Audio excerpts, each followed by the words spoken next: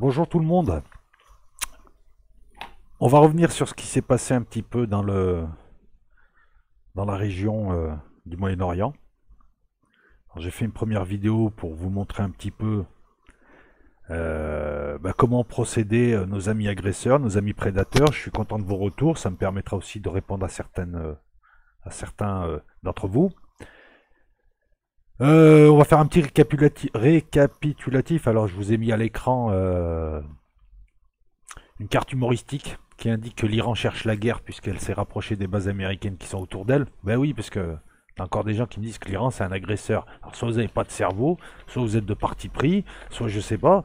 Parce que, excuse-moi, mais depuis 40 ans, on se demande qui agresse les Iraniens, quoi. Embargo, etc., etc. Mais on va y revenir. Mais il faut être honnête, quoi. Quand on me dit que les Iraniens ils sont méchants, c'est les Iraniens qui ont lancé une campagne de meurtre contre des scientifiques pour les empêcher, pour empêcher leur pays d'avoir la maîtrise du nucléaire et d'arriver à un effet de seuil. C'est les Iraniens qui ont infligé un embargo à un pays pendant 40 ans. C'est les Iraniens qui voient leurs hommes se faire exécuter dès qu'ils sortent d'Iran. C'est les Iraniens qui subissent des bases américaines, vous pouvez en voir là, et puis aussi tout un tas de flottes là qui rentrent, qui ressortent. Et non. Quel est le pays qui a pris autant que l'Iran là depuis 40 ans? Et on me dit que l'Iran est un agresseur, mais faut arrêter un petit peu. C'est une victime qui est harcelée depuis 40 ans. Mais qu'on aime ou qu'on n'aime pas leur régime, je veux dire, on n'est pas iranien. Mais à un moment donné aussi, je m'adresse à ces gens, mais faut arrêter de croire que vous êtes supérieur au reste de la Terre. Parce que là, la problématique en droit, elle est simple. C'est tu as quelques pays avec quelques personnes représentant leur population qui veulent dominer la Terre et qui empêchent tout pays d'échapper à leur domination. En plus, ils ne se cachent pas, ils font toutes les saloperies possibles, ils violent toutes les saloperies possibles et je vais vous le démontrer, et c'est les premiers à invoquer la morale et le droit international. Prenons le cas iranien, on va pas aller très très loin, je vais pas vous la faire, je vais pas remonter à 79, mais qui s'est retiré d'un accord signé, d'un accord multilatéral? Qui? Les USA, le pays décivilisé qui passe son temps à parler de droit international. Qui a ensuite demandé des sanctions, a établi des sanctions, d'abord à titre national contre l'Iran, ce qui constitue presque un casus belli, mais ensuite en menaçant tous les pays tiers qui commerceraient avec l'Iran, et ça c'est illégal. Non, parce que les amis, c'est très simple. Hein. Vous pouvez me sortir tous vos fantasmes, moi je vais vous sortir les faits dans l'ordre chronologique. Ça s'appelle parler rationnellement. C'est le seul cadre possible pour s'exprimer, en tout cas sur cette chaîne. Après, on peut pas refaire la réalité. Tu sais, la vérité, faut pas la refaire non plus. Qu'on défende des positions, je veux bien, mais qu'on me raconte des conneries, non. Qui a fait tout ça? Les USA, qui menacent de sanctions des pays tiers parce qu'ils vont acheter du pétrole à l'Iran. En plus, sachant en plus très bien qu'ils sont en train de faire comme au Venezuela, comme ailleurs, en disant ensuite, regardez la population iranienne manifeste parce qu'elle a des difficultés pour vivre. Mais c'est vous qui faites les embargos pour qu'ils se dressent contre leur Mollah. Et puis ils font ce qu'ils veulent avec Mollah, Moli, Molo. Mais arrêtez d'aller chez les gens et de leur dire comment ils vivent, ces gens. Ils vous ont rien demandé. Et c'est pas parce que t'as des gens qui manifestent en Iran qui sont pour toi, ils veulent pas de toi. L'Iran résiste au nouvel ordre mondial, a choisi un mode de développement qui lui est propre, qui je pense lui réussit si on regarde l'ensemble des pays dans le monde, et puis ils font ce qu'ils veulent. Mais de quel droit on dit t'as pas le droit d'avoir de missiles, t'as pas le droit de ci, t'as pas le droit de ça, toi tu lui achètes pas le pétrole. Putain, on a affaire à une bande de brigands. Alors, on va y aller doucement, doucement, doucement. Ah mais c'est... Au nom de quoi on peut interdire à certains pays de s'affranchir de la domination des USA et de ses amis? Au nom de quoi, par exemple, Israël a le droit de détruire tout État fort dans la région. C'est ce qu'ils font depuis 40 ans. Hein, avec le silence international. Alors désolé, moi je dis la vérité. Hein, je veux dire, je sais qu'il y en a plein qui vont me dire oui, mais non, mais encore. Moi je suis ni pour l'un ni pour l'autre, je suis pour la vérité. Quand il faut dire du bien d'Israël, j'en dis. Quand il faut dire du mal. Israël détruit tous les pays autour depuis 50 ans, ne cherche pas la paix. Ne me dis pas que tu cherches la paix quand tu votes Netanyahou. Parce qu'ils interdisent aux autres de se défendre, ils interdisent aux autres d'être plus forts qu'eux. Et ça s'appelle se défendre. Et après, tu t'étonnes qu'il y a des mecs qui ont la haine et qui ne t'aiment pas. Non, mais à un moment, moi, je te parle franco, gars. Il y a des gens qui ne t'aiment pas parce que tu as passé leur temps à détruire leur pays, à faire des morts. Quand je vois un commentaire, et là, je suis pas d'accord avec toi, qui me dit l'Iran menace Israël, c'est Israël qui menace l'Iran depuis 40 ans, c'est les USA qui menacent existentiellement l'Iran. Là, je vais dire, tu vas te ridiculiser si tu me dis l'inverse. Tu me parles de quoi? Que l'Iran financerait le Hamas et le Hezbollah? Moi, je te rappelle que le Hezbollah, c'est un mouvement national indépendant qui réunit beaucoup de Libanais, qui a le soutien des chrétiens, des Druzes, de l'armée libanaise, de tout un tas de gens, même parmi les sunnites. C'est un mouvement qui défend son pays, qui défend l'intégralité du Liban. C'est des faits, hein, puisque Israël passe son temps à violer la souveraineté du Liban, d'abord au sol, et puis depuis 2006, comme ils peuvent plus trop y aller, parce que bon, il y a du répondant, ils violent de manière aérienne. Tu veux me parler de droit international, sérieusement? T'es mal placé. Le pays que tu défends passe son temps à violer la souveraineté libanaise, ou alors ça veut dire que tu es un surhomme et que les autres c'est des sous-hommes et ils doivent accepter ça et que c'est normal. C'est ça, moi, ce que je veux te dire, c'est qu'à un moment donné, avant de discuter avec moi, il faut à un moment donné redescendre un petit peu, hein. Toi, moi, nous tous, quel que soit l'endroit où on habite, on est tous égaux sur Terre. Il y a des gens, tu... c'est un petit peu comme les pervers narcissiques. Ils font chier les autres et quand ils subissent leur retour de bâton, ils pleurnichent, ils jouent les victimes. Et ils comprennent même pas pourquoi j'ai rien fait. En oubliant en plus, hein, en étant amnésique, ignorant les relations de cause à effet. Ben là, c'est exactement pareil. On a affaire à deux pervers narcissiques que sont les USA et Israël, et soutenus par des pigeons et des larbins méprisables, encore plus méprisables qu'eux.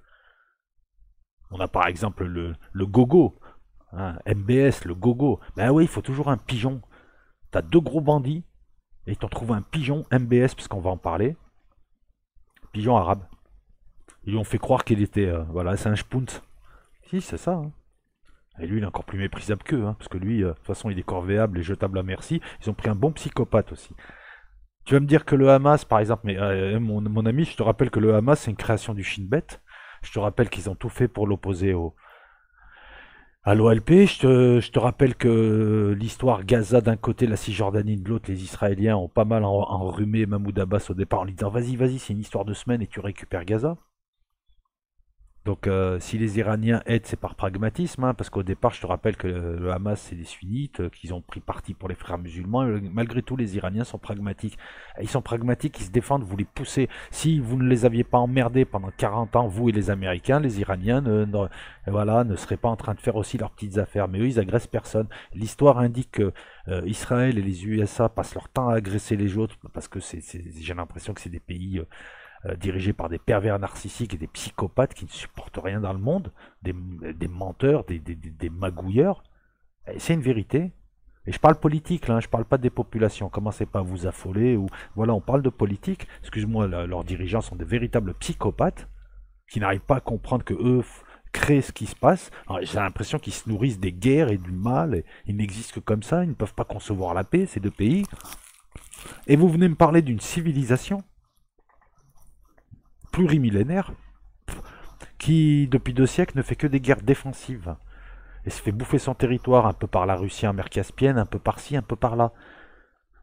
C'est quand la dernière fois que les Iraniens ont fait la guerre contre l'Irak? Ah bah non, contre l'Irak, le monde entier était contre l'Iran, ils ont tenu, à l'époque ils n'avaient pas d'armement, depuis ils ont développé des armements, et puis maintenant ils n'ont pas peur des USA, parce que de toute façon, s'il y a une guerre là-bas, les USA vont prendre cher. Le Hezbollah, bah, faut pas violer les Libanais, hein, faut pas passer son temps au Liban. À ce moment-là, il n'y aurait pas eu de Hezbollah. Voilà, c'est une conséquence. C'est des gens qui en ont eu marre aussi. Voilà, c'est ça. Donc ne pas reconnaître ça, c'est ne pas reconnaître les faits. Parce que moi, je veux bien qu'on défende sa position. Vous connaissez les miennes, je vais pas me répéter. Mais voilà, moi, je commence à en avoir marre de voir toujours les mêmes agresseurs habituels. Faut monter les mêmes coups de pied nickelés. Voir les autres. Alors là, on voit qu'en Europe, en ce moment... il y a un grand scepticisme. Tout le monde sait que c'est bidon, que c'est des false flags qui sont en préparation et que c'est mal fait, c'est de plus en plus mal fait.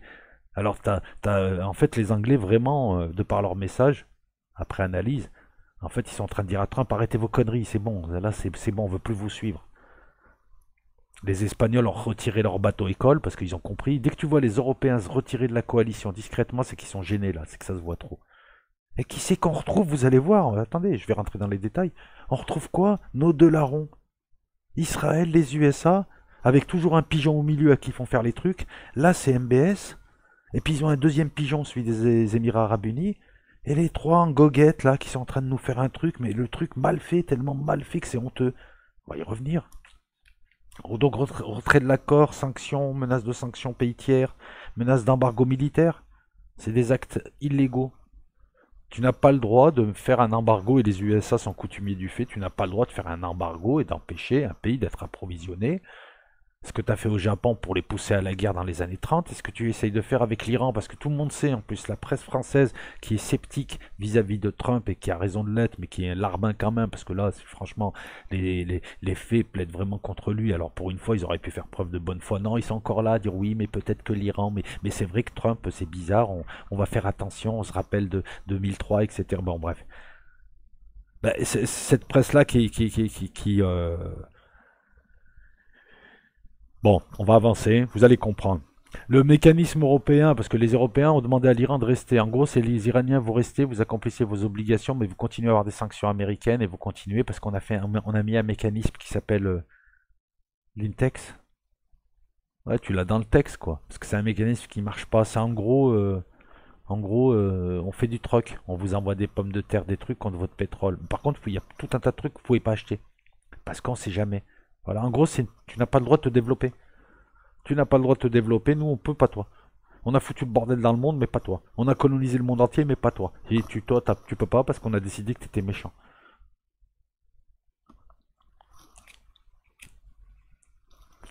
Moi, excuse-moi, ni dans le privé, ni dans le officiel, ni machin, il n'y a aucun Iranien, moi, qui m'emmerde. Moi, les Iraniens, ils sont pas là à me dire comment je dois vivre, comment je dois faire, hein.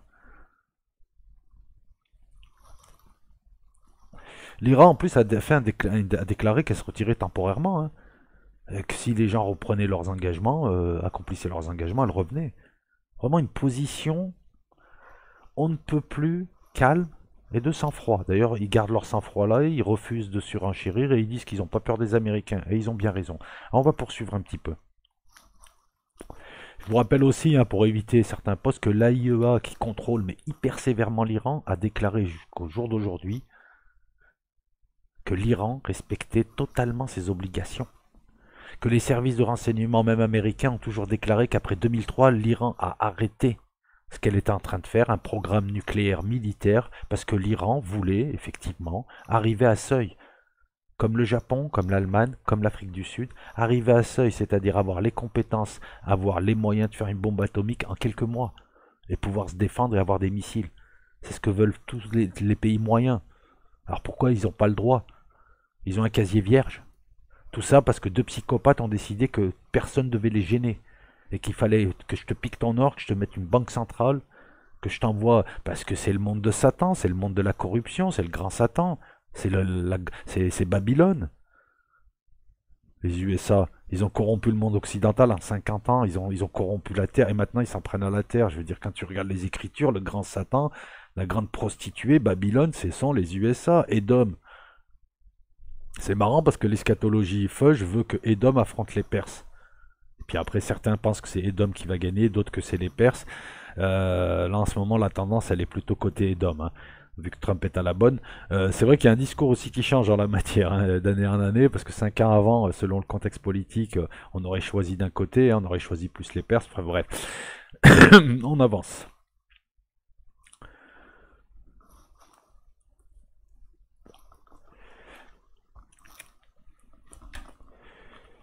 Il y a eu des actes de sabotage à deux reprises. Il y a eu des actes de sabotage. Il y a eu 4 navires qui ont été endommagés par de mystérieux actes de sabotage. Déjà, rien que là, déjà, t'as compris qu'ils ouais, se foutent de la gueule du monde. Non, mais on raconte pas ça d'habitude. Ces 4 bateaux ont été attaqués, 4 bateaux ont subi un tir de missile, 4 bateaux ont été attaqués à la 12-7. Là, c'est acte de sabotage. Tout de suite, oh, c'est les Iraniens, les outils. Les outils viennent de faire 10 attaques au drone sur des installations vitales saoudiennes. Ils revendiquent toutes leurs attaques. Les outils n'ont pas la compétence pour faire ça. Ça, c'est un service-action d'une armée bien entraînée. C'est-à-dire pas les Saoudiens. Ou alors avec une grosse complicité émirati. Ce qui est on y vient aussi. 4 bateaux, 2 pétroliers saoudiens, c'est pratique. Un vieux pétrolier norvégien et un bateau émirati. C'est pratique. 3 bateaux sur 4 sont des bateaux qui appartiennent aux larrons, qui ont intérêt à accuser l'Iran. Je vous rappelle que les Émirats Arabes Unis sont les larbins des USA, les larbins d'Israël, et les amis des Saoudiens qui sont eux-mêmes les larbins des USA, les larbins d'Israël. Donc voilà, d'un côté tu as deux dominants, et de l'autre côté tu as les deux poussas arabes, larbins, comme d'hab quoi. Ils ont été attaqués au large. Par qui on ne sait pas. Alors pour le Norvégien, ça serait un objet indéterminé qui a troué la coque des Norvégiens. Soit c'est un vieux missile de l'an 20, vais vous le mettre, hein. Voilà, je vais vous le mettre. Je vous demande un instant. Vous allez voir. Hop, hop, hop. Le temps que je m'y retrouve. Transformer, ouais, adapter à l'écran. Voilà, vous allez voir. C'est l'Andrea Victory. Soit... Non, parce que les missiles, je suis pas spécialiste en missiles, je dis peut-être des conneries, mais les missiles actuels, il y aurait eu plus de dégâts. En plus, pris par derrière encore. C'est marrant, pris par derrière. C'est peut-être une histoire de radar à contourner, hein. Peut-être que dans ce genre de bateau, les radars sont plus sur le côté ou devant. Peut-être, je sais pas. Je suis en train de faire du live là. Par contre, là, c'est bizarre. Les missiles actuels rentrent, pètent tout à l'intérieur, tout ça. On voit vraiment que c'est dégâts minimum, quoi. En plus, ça l'a même pas empêché de rentrer. Alors, il n'y a aucun bateau qui a coulé. On parle de graves actes de sabotage à ce niveau-là. On peut dire de sérieux dommages, mais sans plus. Ici. Pas de mort. Que des bateaux à réparer, avec des dégâts plus impressionnants que... Bon, ils sont incapacitants, certes, mais plus impressionnants qu'autre chose, puisque les bateaux seront réparés. Tiens, tiens, tiens, au large, 3 bateaux de larron, des dégâts, bon, bizarres.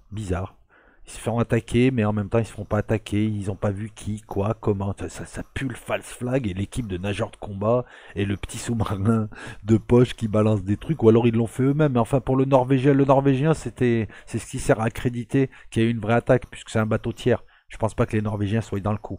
Enfin, en plus, c'est un bateau battant, pavillon norvégien. Et là, on a des photos de lui, parce qu'il y a des histoires d'assurance, tout ça. Les Norvégiens sont pas dans le coup. Mais enfin, voilà, on l'a pris pour... tu vois, un peu de vrai et 3 bateaux de faux. On a peu d'infos, hein. Ils donnent peu d'infos. Ils disent pas comment ils donnent peu d'infos. C'est marrant quand même, ils crient au loup tout de suite, les Émirats, les USA, les Saoudiens ont plus ou moins insinué que c'était l'Iran, mais on ne sait rien. On va faire une enquête, alors attendez. Tout de suite aussi, on a parlé des attaques de drones des Houthis. Ils viennent de réaliser une super 10 attaques de... Ils viennent d'attaquer les installations pétrolières saoudiennes à l'intérieur de l'Arabie Saoudite. 10 attaques de drones et les batteries de Patriotes n'ont pas été capables d'attraper des drones à 500 $. On en parlera de la batterie Patriote, hein, parce que c'est pas d'homme de fer ou les S300, là c'est n'importe quoi.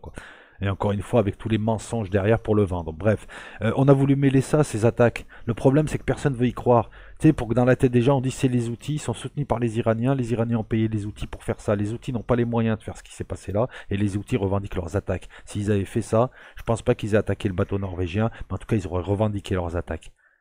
Mais on a voulu encore créer la confusion. Vous voyez la technique, hein?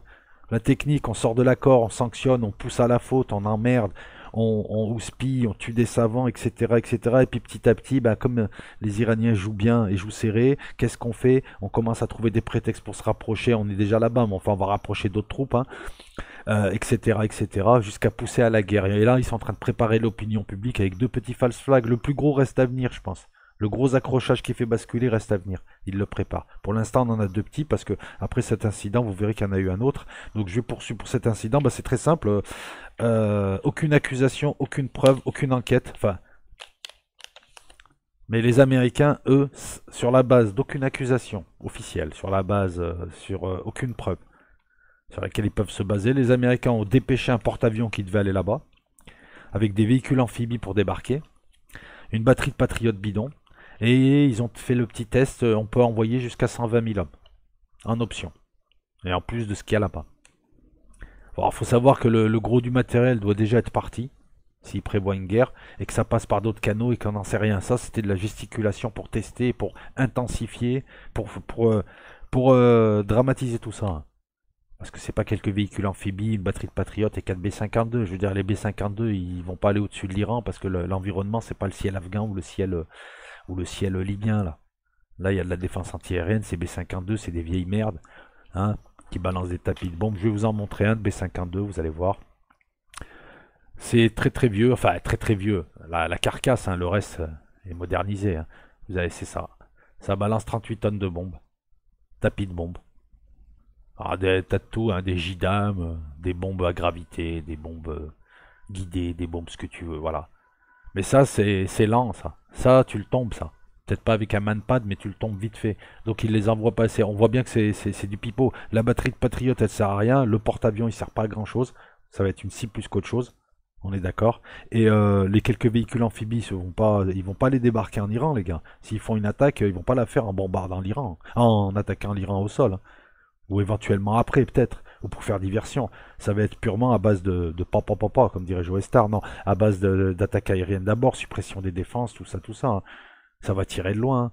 Non, parce que si tu mets le pied en Iran, il te faut 1 million, 2 millions d'hommes et tu vas morfler, hein. C'est un pays montagneux et les gars savent se battre, hein. Et au sol, les différences sont nivelées. Alors ce qui est bien, hein, c'est que... Mais ça coûte des sous, donc il a envoyé ça pour faire diversion, mais il y a autre chose qui se fait par derrière. C'est mon avis. Ça fait partie de mon analyse. En tout cas, c'est la rapidité à laquelle les Américains ont répondu, sans la préméditation, comme si c'était arrangé avant. Toi tu fais ça, toi tu fais ça, toi tu fais ça. Et ce qui est marrant, c'est que les presses européennes sont très sceptiques, elles le montrent à demi-mot, parce qu'elles sont tenues par les USA, elles ont peur des USA et d'Israël, hein. Elles ont peur pour leur place, les journalistes ont peur pour leur place. C'est une réalité, je ne l'invente pas non plus. Parce que les gens qui virent ces gens-là ne se cachent pas. Donc ça aussi, c'est des faits. Voilà, non, non, mais je le dis aussi, parce que c'est des faits. Moi, je vais parler de la réalité. Ça évite aux gens de raconter des conneries, d'être dans le fantasme, de me baratiner. Ça, c'est des faits. Encore une fois. Ce qui est super. Ah oui, oui, c'est super. Ce qui est super, c'est que ce sont les Émirats Arabes Unis, c'est-à-dire les alliés de l'Arabie Saoudite, des USA, d'Israël, qui vont mener l'enquête. Et que ceux qui vont les aider, c'est les USA. Et que les Saoudiens veulent les aider aussi, et que les Israéliens sont pas loin. C'est-à-dire que les pays qui ont intérêt à accuser l'Iran pour faire détruire l'Iran par les USA, le gros nigo, le peuple américain, ce sont eux qui vont mener l'enquête. Non, je pense que ce sera une enquête impartiale, professionnelle, et qu'on pourra se baser dessus. Ça, sans problème. Non, mais je vous l'ai dit dans la dernière vidéo, on a dépassé le n'importe quoi.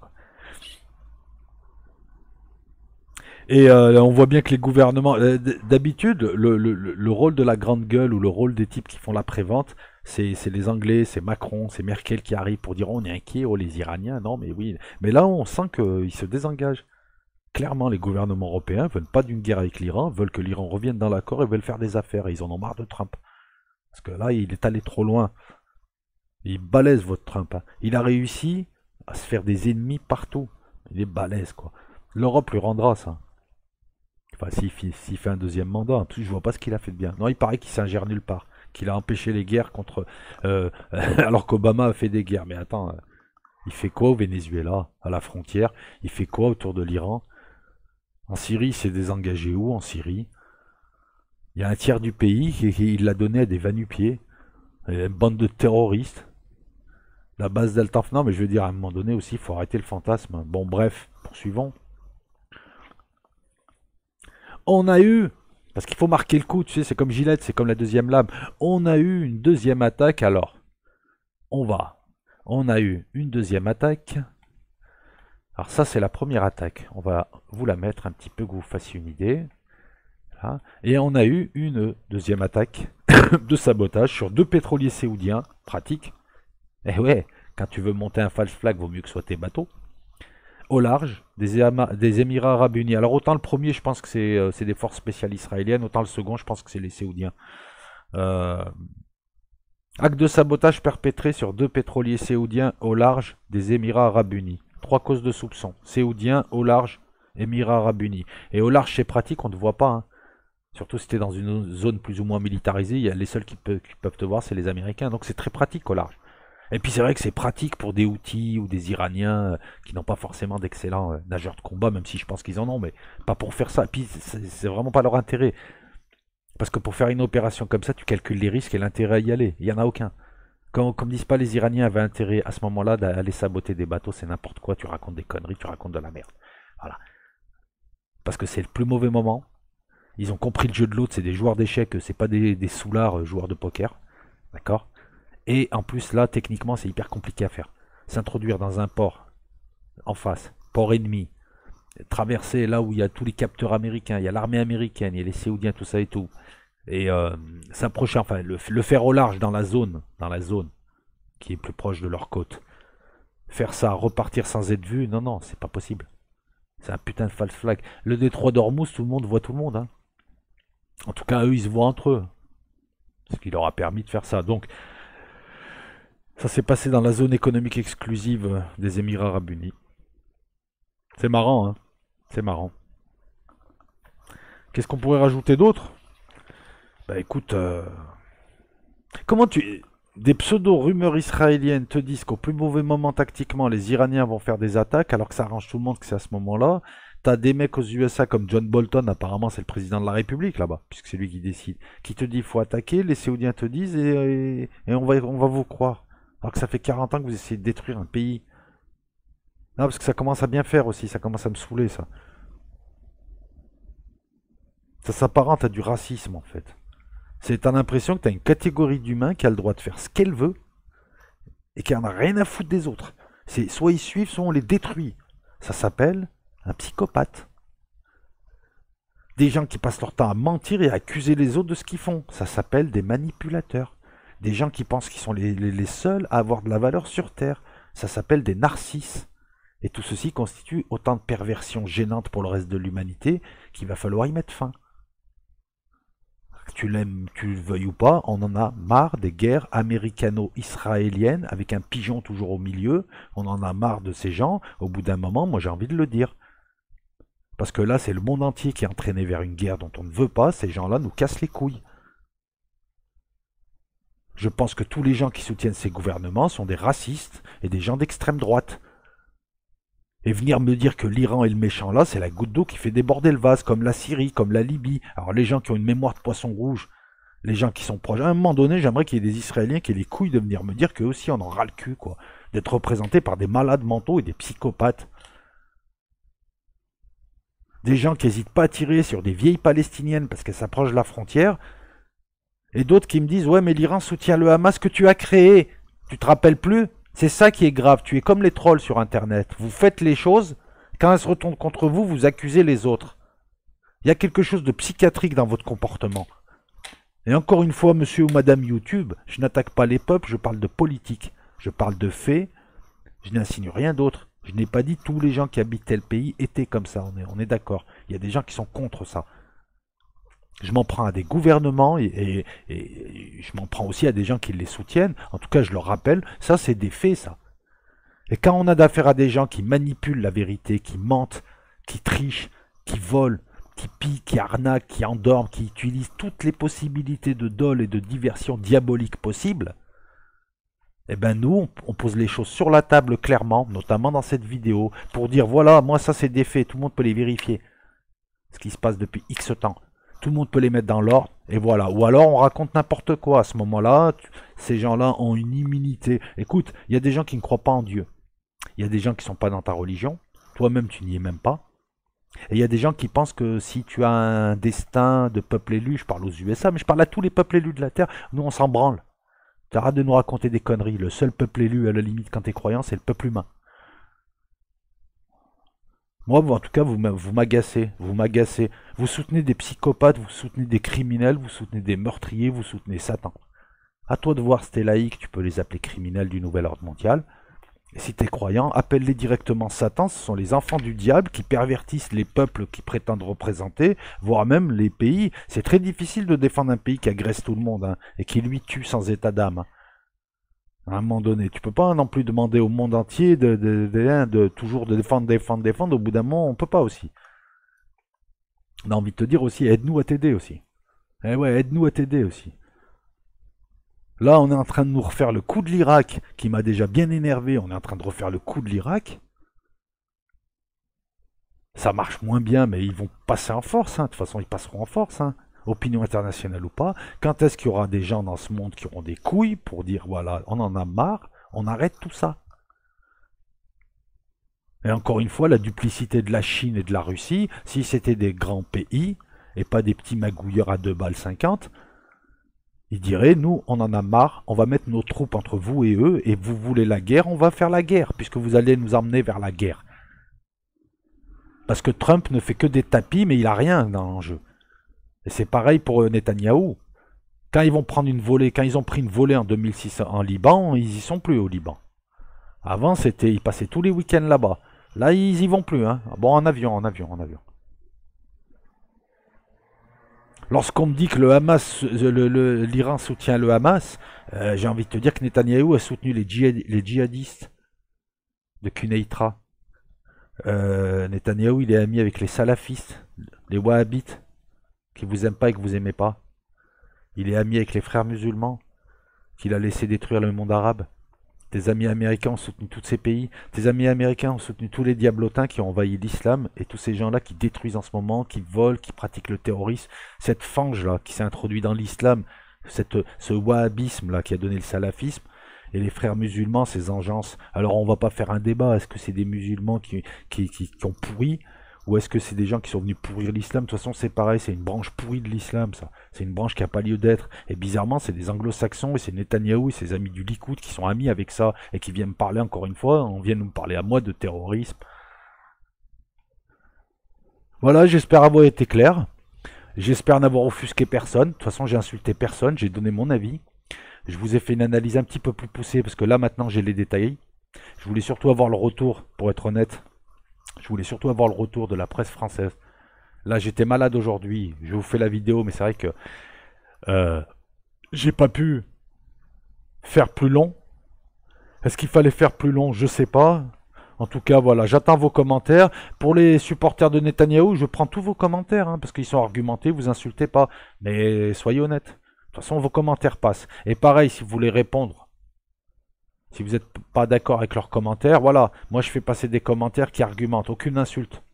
Ni d'un côté ni d'un autre. Voilà, comme ça tout le monde peut s'exprimer, mais moi aussi j'ai le droit de m'exprimer. Et là, non, je peux pas trouver des excuses. Parce que là, excuse-moi, c'est quasiment, je vais agresser l'autre parce qu'un jour peut-être qu'il va m'attaquer. C'est exactement ça maintenant, on en est là, quoi. Je vais attaquer toute la Terre et les dominer parce que, t'imagines, un jour il a un fusil, il va me tirer dessus. Et pourquoi il te tirerait dessus? Parce que en fait j'ai tiré sur tout le monde depuis 100 ans, depuis 70 ans. Alors ils m'en veulent tous un peu. Voilà, je me suis installé, j'ai tiré sur tout le monde et tout, à tort ou à raison, et puis maintenant ils m'en veulent tous un peu. Donc maintenant s'ils ont un fusil, tu comprends ce que c'est la fuite en avant, c'est ça.